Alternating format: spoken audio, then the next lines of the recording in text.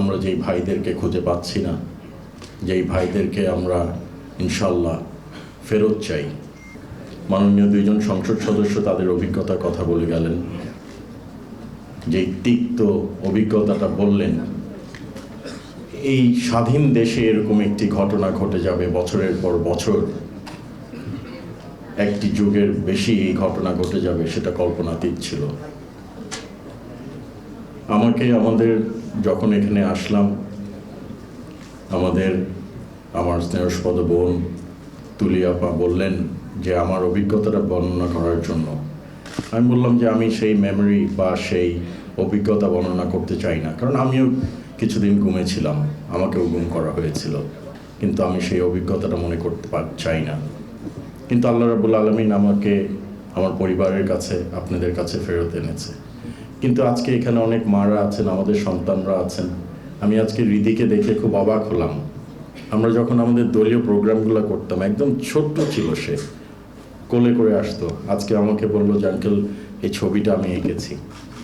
তাদের বেদনা, তাদের ত্যাগ, তাদের কষ্ট, তাদের এই ত্যাগটা মনে হয় তারাই সর্বোচ্চ ত্যাগ স্বীকার করেছে আজকের এই গণতন্ত্র আমরা ফেরত পেয়েছি, এই গণতন্ত্র পুনঃপ্রতিষ্ঠায়।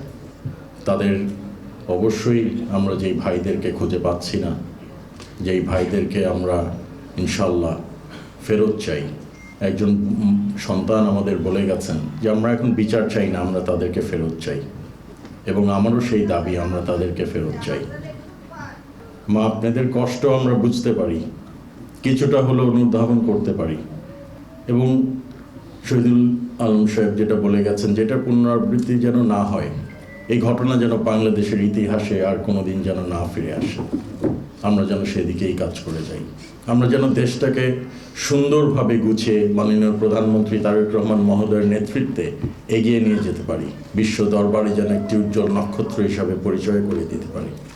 আমরা সেই গুম খুনের রাজনীতি, আমরা সেই হত্যার রক্তাক্ত বাংলাদেশের রাজনীতি এবং পরিবেশ আর দেখতে চাই না।